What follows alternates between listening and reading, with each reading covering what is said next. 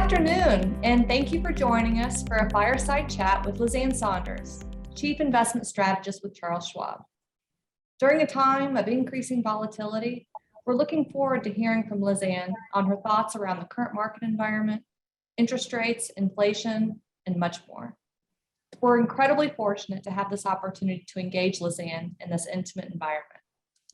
For those that did not get a chance to submit a question in advance, we've enabled the chat function at the bottom of your screen. We'll do our best to leave some time at the end of the hour for Q&A.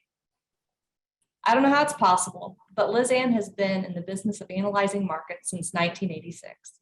Her sound guidance has made her a frequent guest on CNBC, as well as Bloomberg, CNN, and Fox Business News. Liz Ann's frequently recognized throughout the industry for her sage advice. A few of her more notable acknowledgments include Smart Money, Power 30, Influential People in Wall Street, Kiplinger's Best Strategist of the Year, and one of Barron's 100 Most Influential Women in Finance, honoring her leadership and impact within the sector. Recently, Evans May Wealth hit $1 billion in assets under management. Schwab reached out to congratulate us on our success, and Lizzie took the opportunity to ask if our clients could spend some time with Liz Ann. We think she's one of the best in the industry, and we're excited to have her time with us today. Schwab has been an incredible partner, and we look forward to continuing our relationship in the years to come. Without further ado, I'd like to turn it over to our managing partner, Lizzie Evans. Thank you, Brooke, and thank you, Liz Ann, so much for this opportunity and for the chance for our clients to spend some time with you. So let's get started first with what's on everyone's mind, the market. We have seen a tremendous amount of weakness and volatility since the first of the year. So tell us, what do you believe is behind it? So I think people look at what's happened in this very short 3.5 weeks, not even 4 weeks so far, that feels like a lifetime, as a particularly unique shift relative to what, at least on the surface, seemed to be more resilient, calmer markets last year. But as I started to point out a lot toward the latter part of last year, even though the indexes, if you looked at the S&P or the NASDAQ, there was very little downside. You did have a very brief 10% correction in the NASDAQ, concentrated around the March timeframe of last year when you had that spike in the 10-year yield, and that was a little bit unsettling. But that was it in terms of downside for the NASDAQ. The worst decline for the S&P at the index level was only a little more than 5% around September or so. But the churn and weakness under the surface was much more significant than what you would see if you only looked at the index level, especially for indexes like the NASDAQ and the Russell. But even the S&P, if you took all 500 stocks in the S&P and looked at calendar year last year, what the average was of the maximum drawdown, what was the biggest decline that each of the stocks had during that 1 year period. And it was more than, it was just about 19%. That's almost bear market level. In the case of the NASDAQ, it was 43%. So we actually had, in the case of the NASDAQ, what I sometimes think of as a stealth bear market last year. It just happened via this rapid rotation. So throughout the year, when you would have these pockets of weakness, whether it was tech stocks at times, or it might have been the stay-at-home stocks or cyclicals, like that, it jumped around in terms of where these leadership shifts were occurring. But when you had these pockets of weakness, you had offsetting pockets of strength. So it sort of netted out to very minimal declines at the index level. And our perspective as we got toward the end of the year was that, especially given the shift in Fed policy, that more likely than not, you would see what I was calling some catch down by the indexes, where the declines would be a little bit more on the surface than just under the surface. Now, the weakness under the surface persists as stronger and more severe, but clearly we're seeing it more at the index level too. And I think that there's lots of reasons for it, but I think the shift in Fed policy is probably the dominant macro force at play in what's happened this year. And I don't think we get out of this type of volatility in the near term. And what do you think is driving the volatility? We saw, just today, the Dow swung over 800 points intraday. We've seen similar swings every day. What is exacerbating the swings, and do you think that this is the new normal? The drama of these swings, the percentage intraday changes, which are really off the charts, that will calm down at some point, but I wouldn't expect that to happen imminently. So I think greater volatility, and by definition, that means moves both on the upside and the downside. I think one of the differences, and maybe one of the things happening this year versus last year, is to just use two words that rhyme. If you think about, dips and rips, there seemed to be more enthusiasm, especially by what I've been calling the, newly minted day traders, the kind of younger retail crowd that really has become a pretty powerful force in the market. The enthusiasm was significant last year in terms of a buy the dip mentality, and it didn't take much of a dip, and they were less inclined to sort of sell the rips, but that has shifted a little bit. So I think that's one of the forces at play. But aside from that cohort, there's also just a lot more money in the market, particularly in institutions' hands, that is really, really short-term in nature, quant-driven, high frequency traders, lowercase HFT, just as a generic description of the way these firms are trading, keying off of algorithms that can sometimes cause moves to go well beyond what either the news is or the change in fundamentals are. And I think that is a change in the playing field that is not brand new, and could mean when you get into these more volatile periods, it gets exacerbated by virtue of that very short-term money that is often keying off tiny little technical shifts or sentiment shifts that, again, we wouldn't necessarily pick up on by saying, okay, the NASDAQ had a low today at 11:30 and then 2.8% higher later, it was 3 o'clock. And a lot of people say, well, what the heck happened at 11:30? And then what happened at 3? Much as the press likes to sort of find the narrative and find the headline behind every wiggle in the market, I think it's that sort of higher frequency trading force that makes that short-term analysis all the more difficult. We really believe from an investment standpoint, a bottoms-up approach, meaning we like individual stocks, we look to invest in good companies at reasonable valuations and invest for the long term. One thing that you're often quoted discussing is quality, and we think quality is particularly important in this market. So tell us a little bit about your thoughts on sector and style leadership, and what investors should be doing to navigate the current environment.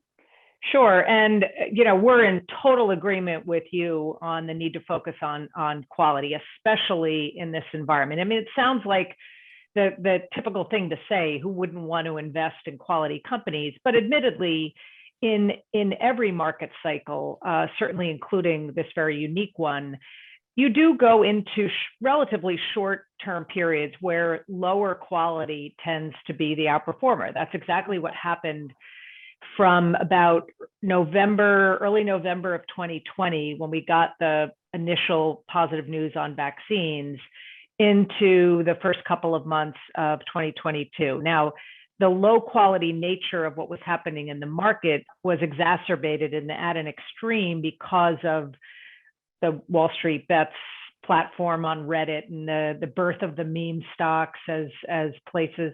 So it went to a low quality to the nth degree. But in general, what you tend to have happen at a part in the cycle where the market not only has priced in an improvement in the economy, but something happens that the market starts to price in a coming significant surge in the economy.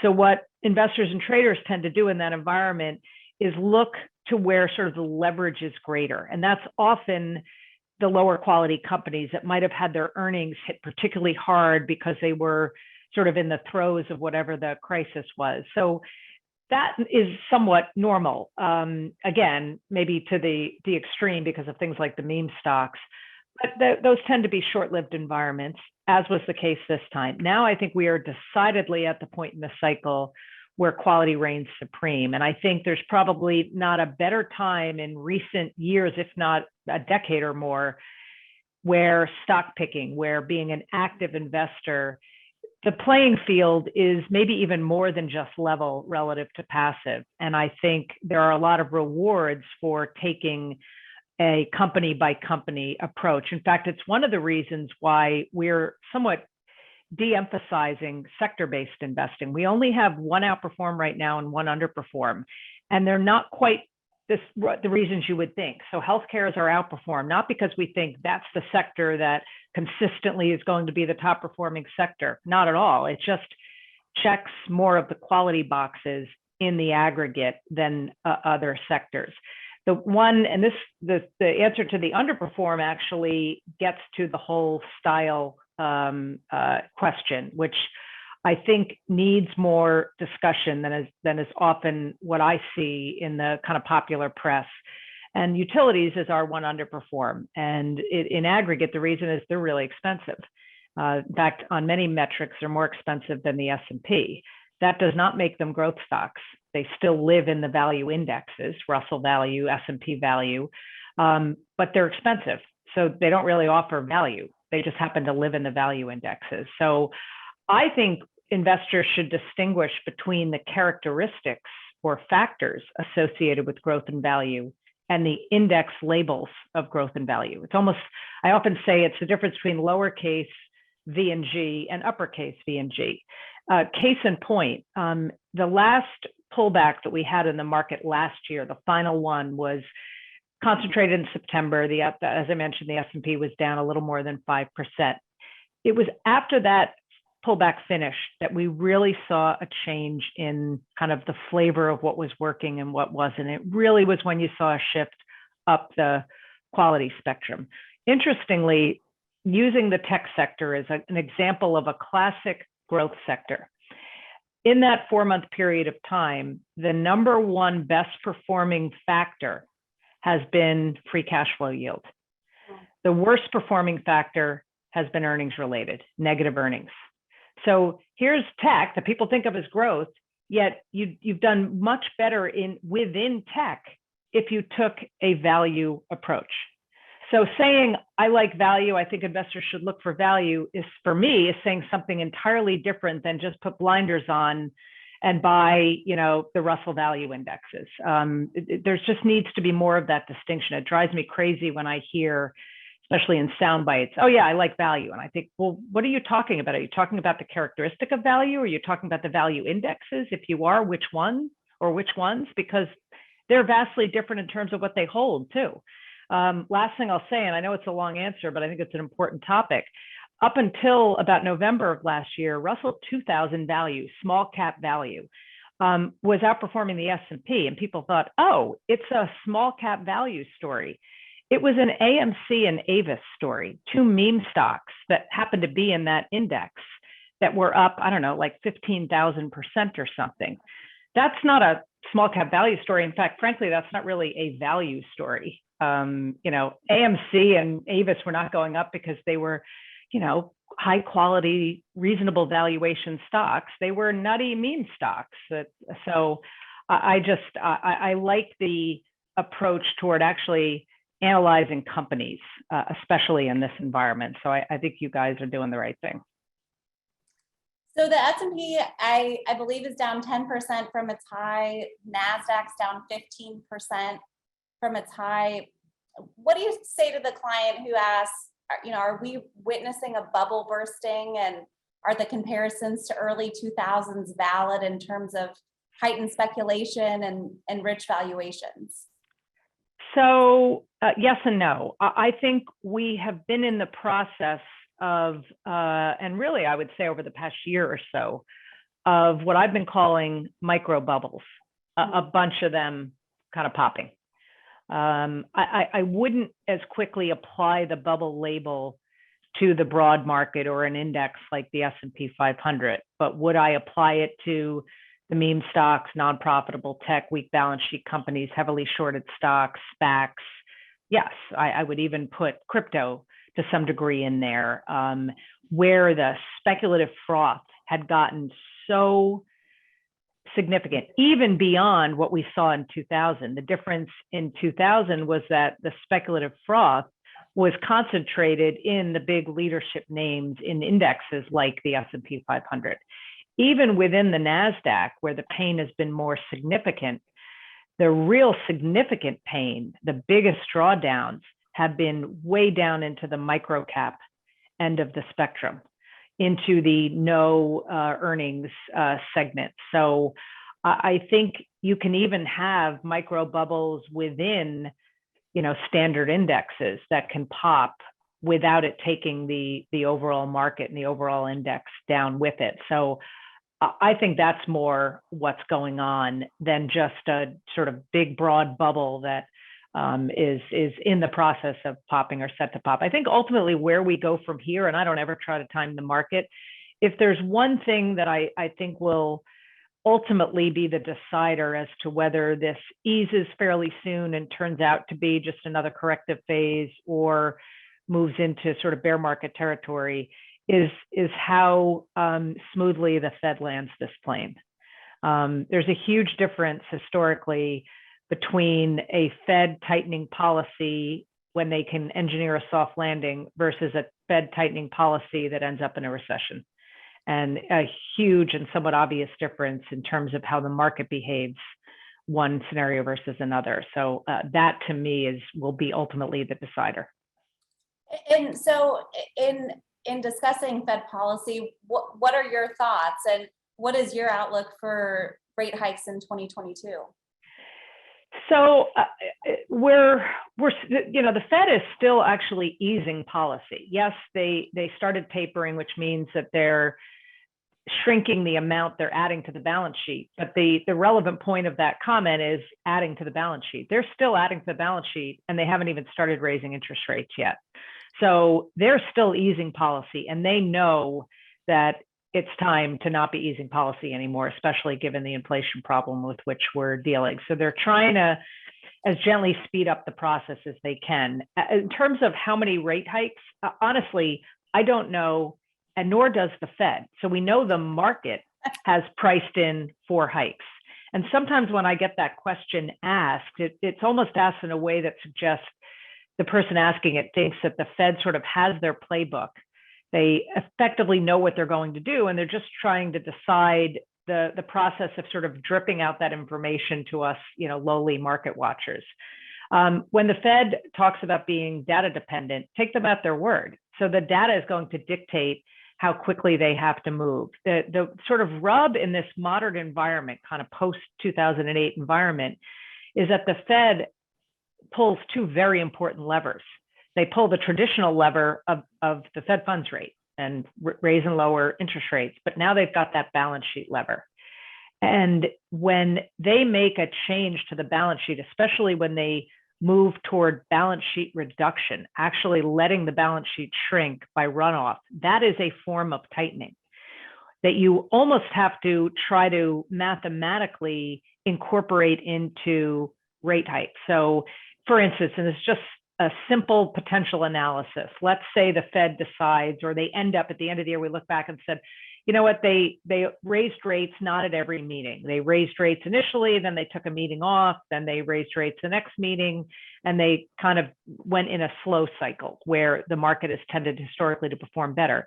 But if they sort of up the drawdown of the balance sheet in those interim periods, you can kind of consider that an equivalent rate hike. So the combination of what they're doing with both levers ultimately matters. And it's tricky because we don't have a lot of history with the balance sheet as a lever other than in the financial crisis, post-financial crisis period. So that's basically a sample size of 1 prior to this, which maybe doesn't give us a lot of color. But you absolutely can't just look at the rate hike piece. when assessing how quickly they're moving. It's got to be in conjunction with how quickly they're letting the balance sheet shrink as well. And I think that as it relates to inflation, it's certainly less transitory than the Fed was expecting when the data really first began accelerating last spring. So do you think that the groundwork is laid for 1970s style stagflation? The short answer is no. Being a purist and understanding what that definition is, what actually was happening in the 70s, from which the stagflation definition came out, it was not just a heightened amount of inflation, but it was a high and worsening unemployment situation. Clearly an important distinction then versus now, where we have a very robust and tight labor market and a hopefully still declining unemployment rate. And the index that was created to really measure on a month-to-month basis the pain of that stagflation era was the misery index, which was just simply adding CPI inflation rate to the unemployment rate. And if you do a comp of what that looks like now, by virtue of a much lower unemployment rate, we're just not in that same territory. And there are other differences, much more closed economy then versus now, more unionization versus now, much higher productivity, very importantly, versus the 1970s. So I think this is a more unique inflation environment that maybe is better defined using more kind of classic Econ 101 terms. Pro-cyclical inflation is when demand, a surge in demand, causes an increase in prices. And I think that's what we got in the early stages of this inflation increase. Now I think we're more in the counter-cyclical inflation variety, where once inflation moves up to a certain level, in and of itself, that can start to put downward pressure on demand and in turn growth. And I think that's probably the better descriptor of what we're experiencing right now, is that counter-cyclical inflation. You mentioned the labor market. Talk about the dynamics of the labor market and the latest trends that have now been dubbed the Great Resignation. Do you think we should be concerned about the dip in job openings amid a still high quits rate? So I would keep an eye on job openings, because they're a key leading indicator. Of all the labor market data, the official leading indicator, the labor market component that's actually in the index of leading economic indicators put out by the Conference Board, which comes out monthly, is initial unemployment claims. However, there's a lot of things that happen before someone loses their job and files for unemployment. So you do have to go back to things like job openings, layoff announcements, which of course predate layoffs, which predate unemployment claims. So we definitely want to keep an eye on job openings. Now, they could continue to come down a bit more and still be well above the number of people that are unemployed. But what we know is also happening is that there's a serious skills mismatch, which is part of the reason why, even though inflation has increased as a response, the NBER, the NFIB, the National Federation of Independent Business, which is sort of the big small business research organization, they ask a monthly question, which is, what's your single biggest problem? And inflation is now number 2. That has skyrocketed, but still the number 1 answer given is quality of labor.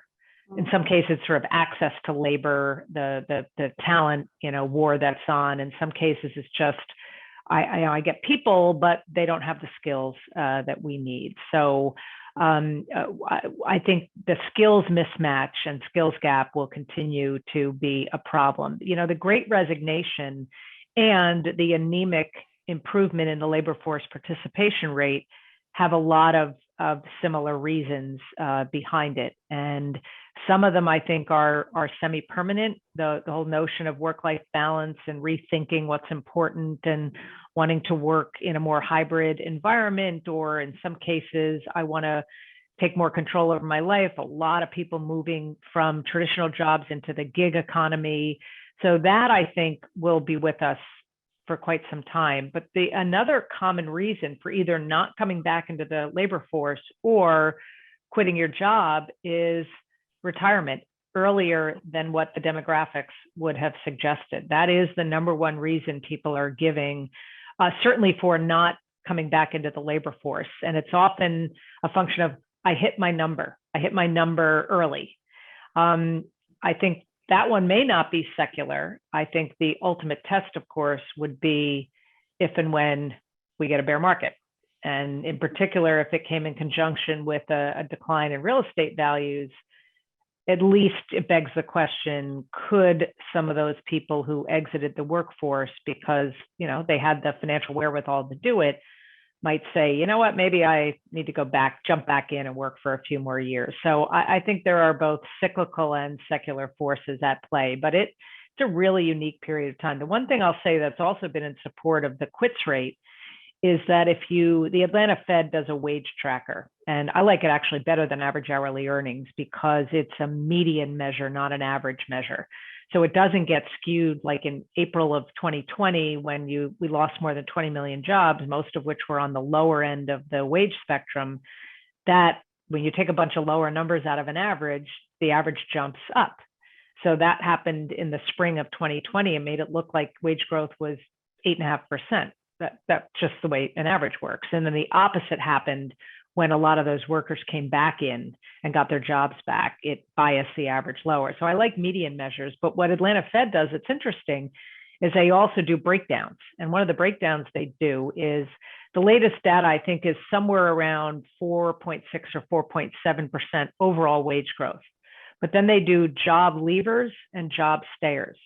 And the wage growth for job leavers is about 1% higher than that. And for job stayers, it's actually about 1% lower than that, which means it's more than 2% difference between the two. And so I think there's been this wage incentive for people to jump ship. But those are all forces we have to keep a close eye on, because last thing I'll say is, in terms of what to look for, it's amazing that we're starting already to talk about the R word, the recession. I don't think we have risk of it imminently, but I will say there is one perfect recession pre-indicator historically. And it's not an inverted yield curve. That's got a good track record. It's Fed rate hike cycles. When the Fed was raising rates, anytime in the cycle, the unemployment rate on a 3-month rolling average went up by more than 0.3, you had a recession. So it's not just the fact that the Fed is raising rates, is if they are continuing to raise rates and you start to see a rising unemployment rate, that's kind of the double-barreled. And if that were to happen, then I think you're going to hear a lot more about the R word. It just doesn't look like it's imminently going to happen because we do have such a healthy labor market. But sort of that's what you want to put on your mental checklist. So we've talked about a lot of risks to the market. We've talked about inflation, labor market.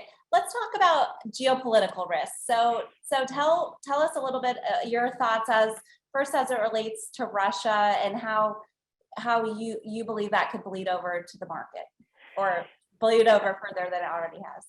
So, yeah, I mean, I think it's a factor in the volatility and the weakness, but I think it's a factor among a number of factors. It's certainly not something that's completely isolated in an environment where everything else is just hunky-dory, nothing to see here. So, but it certainly adds to the mix of uncertainty.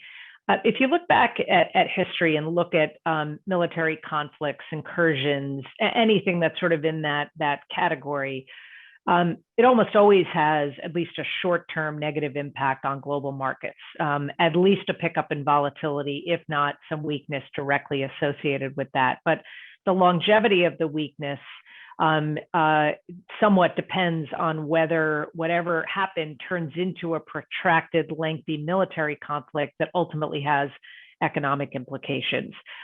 Outside of that, these military actions, invasions tend to have a relatively short-lived impact on the market. I think in the current environment of all of the issues the world is dealing with energy shortages, that is, I think, where you'll see the feeder more directly is in energy markets.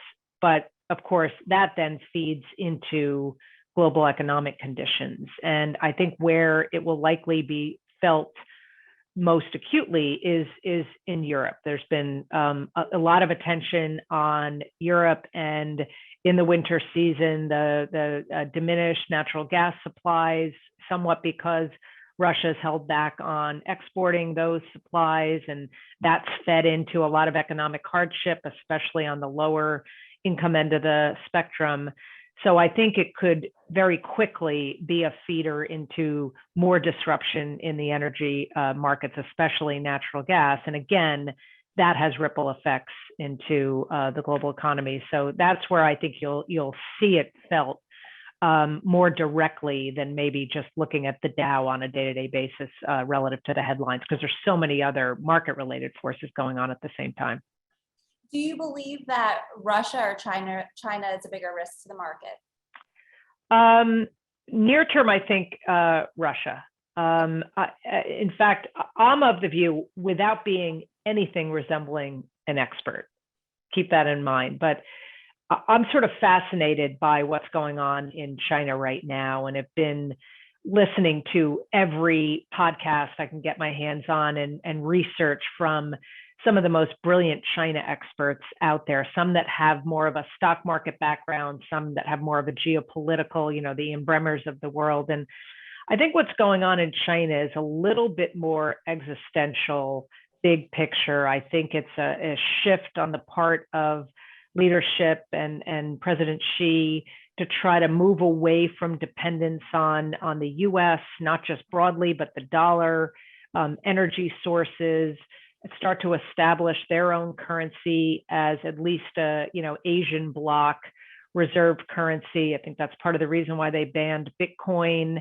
So there's a lot more focus on China cracking down on the education companies or the property companies, and that type of thing could continue. But I think it's in the context of a bigger, longer term story. And then the compelling reason I heard for why it wouldn't be in China's best interest to invade Taiwan is their demographics are really awful right now. Their population is shrinking. They are suffering the effects of a decades-long one-child policy.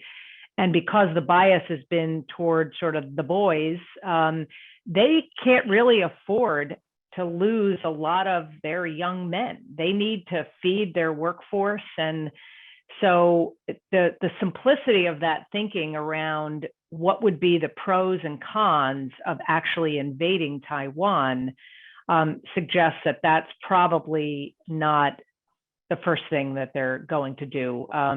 So I think there's more than just they're coming down hard on various segments of the stock market or industry.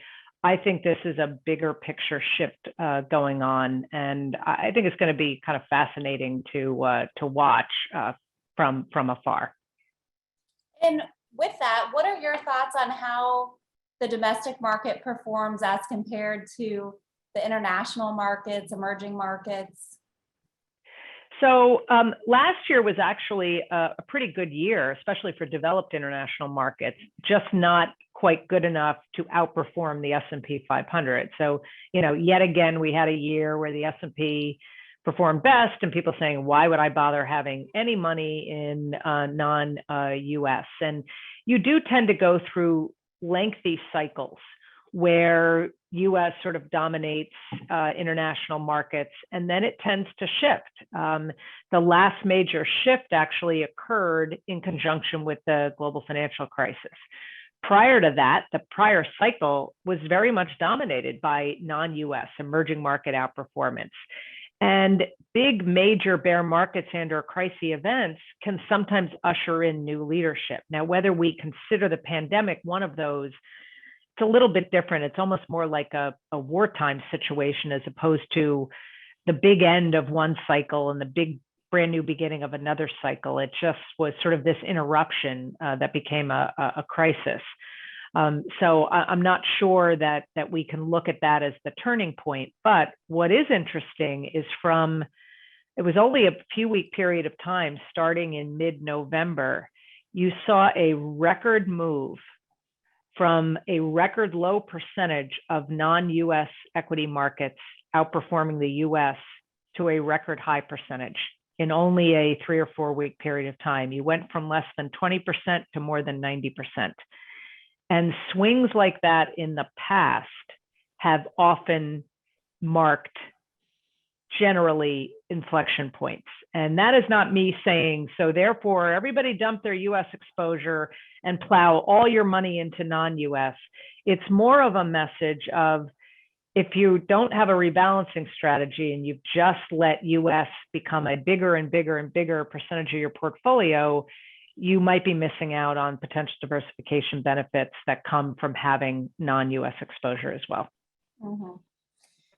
One question, shifting a little bit from discussion on international, one question we've heard a lot from clients, particularly over the last several months, are what are the implications associated with the unprecedented amount, which I kind of hate that phrase, seems like that. We're all tired of using that word, as apt as it is for this entire 2-year period.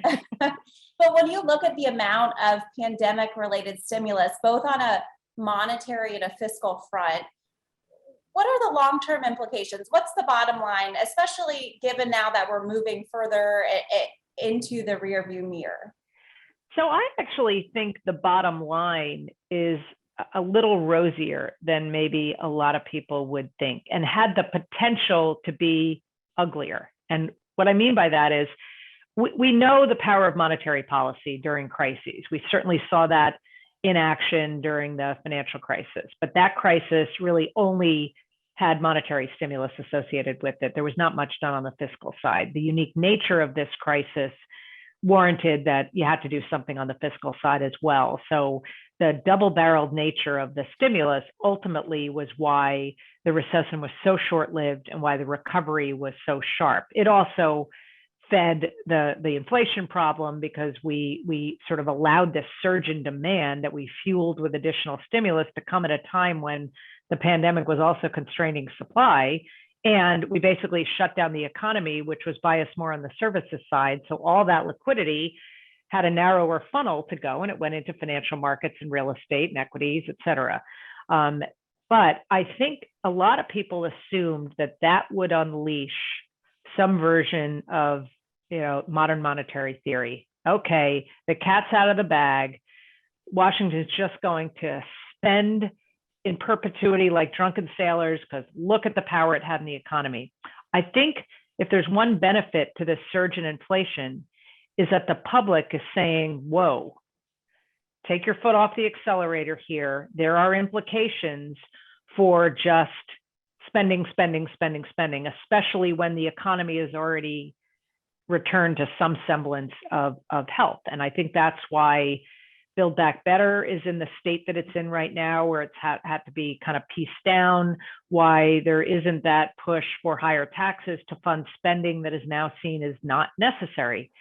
However, I think what the lesson was that was learned during the worst part of the pandemic is that fiscal stimulus can be a really powerful tool. You just, both on the monetary and the fiscal side, you just can't keep the foot jammed on the accelerator. You got to pull back and normalize policy when the economy suggests it's appropriate to do it.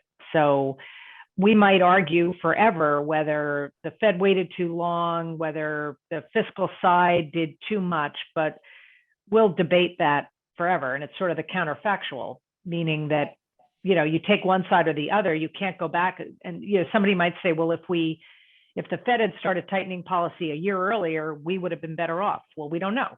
Maybe we would have been worse. Maybe we would have been better off. Maybe it wouldn't have made any difference in the world.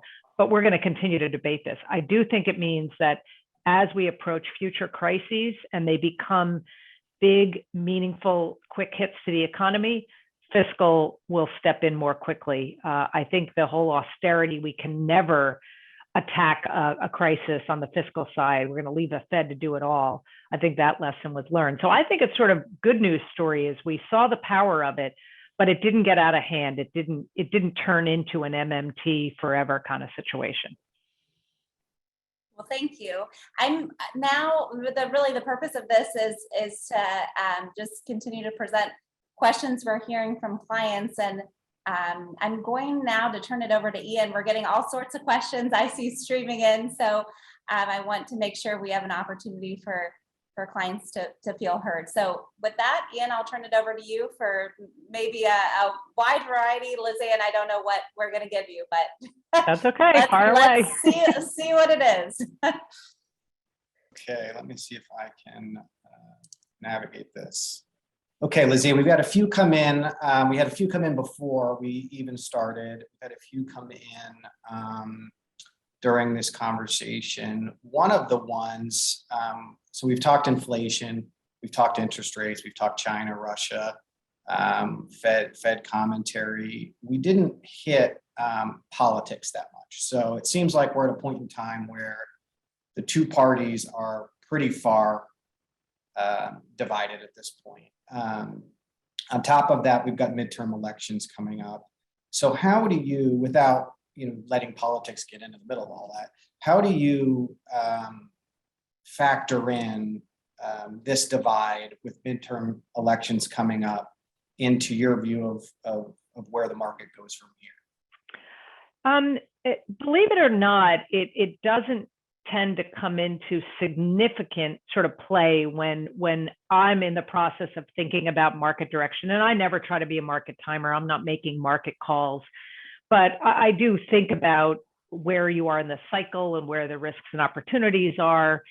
And politics actually comes less into play than a lot of people would think. And some of it is just based on the fact that because we sort of live, eat, and breathe it, and we have passion on both sides, we sometimes see it as a bigger market mover. And there's sometimes really obvious things we think about that we think will come into play as it relates to market behavior. But there are so many other forces that are way more powerful that impact markets. Examples I often give is that when Donald Trump was elected, if there was a lot of, and I sort of went back in my archives and looked at what the themes were in terms of, okay, here are the sectors that are going to be winners under a Trump administration. And I would say the most consistent one that was mentioned was energy. And that was the worst performing sector for the 4 years of that administration. The opposite is sort of what happened when Biden won. Okay, well now, given a focus on green, energy is going to sink like a stone, and that's been the best performing sector. And this is not me saying everybody got it wrong, and here's why Trump was bad for energy or Biden was good for energy. It had nothing to do with whether blue or red was sitting in the White House. Yes, you can see short-term trading that happens, and in advance of a midterm election or an actual election, you'll see trading around if there's major policy changes that are being proposed, whether it's healthcare or not, or if you're talking about tax changes, and that has implications for what types of stocks might be seen as profit-taking candidates. But there's also often a big difference between what gets discussed prospectively about policy and what ultimately happens. We've learned that the sausage making process, I remember the headlines of a year ago saying, I remember seeing them, Biden announces he's raising the capital gains tax rate to 43%. And I'm thinking, who writes that headline? That's not how policy is made. A president doesn't announce a tax change. It's one of a set of bullet points that go in basically a deck. That's the starting point for the sausage making that ultimately becomes or doesn't become a bill. And this idea that you just sort of snap your fingers, but there's a lot of knee-jerk money in the market. So yeah, there might be trading on that stuff, but it doesn't come into play. Look, I think if we were talking about midterm elections or the potential for a shift in leadership and big tax increases had just happened, we might be talking about, okay, do they get rolled back? But if you're a Republican that didn't want taxes going up, interestingly, you should thank, the Democrat in Joe Manchin, because that's, that it was really Democrats or a Democrat that was sort of the needle mover there. So it just doesn't significantly come into play when I objectively try to assess the market landscape. Sure. one other question, just shifting gears a bit. Haven't had as many questions lately about cryptocurrency, but really in the run up, once it really started getting up there, we had quite a few conversations around cryptocurrency. So I guess question for you is, what's your take on crypto as an asset class or an investment for that matter? So they're not currencies. That's period, end of that sentence. No one, I'm telling you, you're not going to be able to take the other side of that argument with any sort of validity. They're not currencies based on any, normal definition of what is a currency, leaving aside what they might ultimately morph into.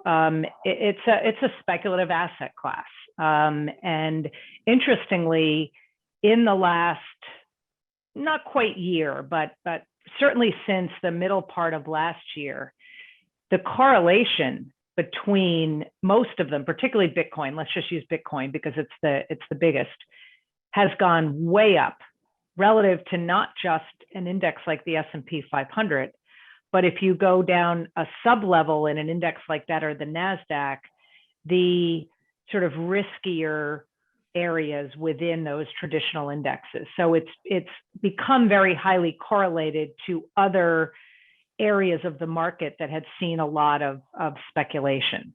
Sure. And as a result, for investors who historically might have said, let me have crypto or Bitcoin in my portfolio as kind of a hedge against market declines, it's actually almost a leveraged same direction play on the risk on segments of the market. A lot of people have also said, well, I think of it as an alternative to a fiat currency and an inflation hedge. Yet in this era of this spike in inflation, Bitcoin's been cut in half. So it's an inflation hedge story sort of loses some power. So, our view is there's still a tremendous amount of regulation likely to come down. That's the focus of Gary Gensler at the SEC. And so that is just something that investors in that asset class have to be mindful of, and not to mention just the unbelievable volatility and the fact that it's basically like a hyped up 24/7 NASDAQ 100 to some degree. Just this past weekend, because it trades all the time, throughout some course of point in the weekend, it was down 17% just over the weekend. Markets weren't open, but so it is that 24/7 kind of almost proxy for risk on type assets in more traditional segments of the market. So be careful. Yeah, and we would, as we've, at least Lizzie Brooke and I have discussed, we would agree with you on those points. We talked a lot about inflation, a little bit about interest rates. I know that Schwab's got a whole fixed income team dedicated to the specifics on the fixed income market, but given inflation rates going up, given interest rates going up, just broadly speaking, what's Schwab's take on the fixed income market right now? Sure. So the shorter term take is we are going through a monetary policy normalization process. And that can sometimes be a really uncomfortable process. And you feel it on the equity side of things, you feel it on the fixed income side of things. But that doesn't mean simply because interest rates are going up that you want to make a wholesale decision to just dump all your fixed income exposure. In fact, finally, we're actually getting to a point in longer duration yields that are a little bit more attractive. So there are strategies that you can employ, whether it's shortening duration or taking a laddered approach, where you can kind of take advantage of yield moves. It's also the case that there are a lot of participants in the fixed income markets that are shorter term in nature. They're more trading oriented. So it can actually both exacerbate moves on the yield side, which in turn means on the price side in the opposite direction, but also provide some shorter term opportunities for active investors who are not just taking a buy a 10-year, hold it for 10 years, the yield is my appreciation, end of story.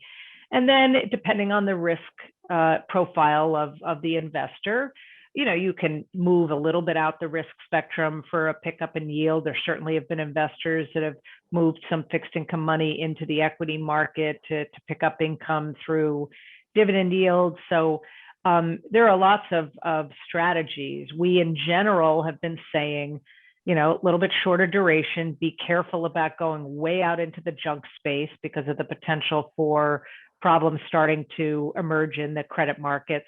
For now, they've been relatively calm, but that's where pain often can be felt acutely in the early stages of a shift in the economy toward recession. Preferreds is an area that we think is of interest, or certain strategies within munis, depending on what you're looking for in your fixed income, how much is income needs, and is it a taxable account, all of those more specific to each client situation. But there still are opportunities, and it still does represent a diversification tool. We just have to look at it a little less simply than just saying, well, yields are going up, bond prices are going down. We don't want to be in bonds. Right. Another question we got in, we talked a little bit earlier, and I think you said you have pretty much market perform on most sectors. And I think you said healthcare was the only outperform you have right now. So if you think about interest rates, again, interest rates, inflation increasing, where do you think there are opportunities within sectors? So specifically, we had a question around what do we think about financial sectors and banks, for that matter, with interest rates going up? Is that a sector that you think has already kind of gotten the benefit of interest rates, the foreshadowing of interest rates increasing? And if so, what are some other sectors that you think would benefit from an inflationary environment? So financials tend to move based on not just the level and direction of interest rates, but of course the shape of the yield curve. And a steeper yield curve, in very simple terms, means that financial institutions, banks, can basically borrow at lower rates and lend out at higher rates and kind of bank that spread. So moves level and yield curve tends to be the driver of financials. And when you started to see that big move up in the 10-year yield, where it got to around 175 a year ago in March, and then it kind of settled back down, and then the recent pop up to 187, that was a significant tailwind behind financials. But if the Fed has to act more aggressively and you start to see the long end move down again and threaten an inversion of the yield curve, financials are not likely to perform well in that environment. Energy clearly is keying off what's going on in the energy markets with the supply-demand imbalance. And for what it's worth, energy has been the most consistent outperformer of inflation at the sector level. The problem is that the sector construction as we know it now used to be 10, now 11 sectors. The GICS classification within the S&P only goes back to 1989.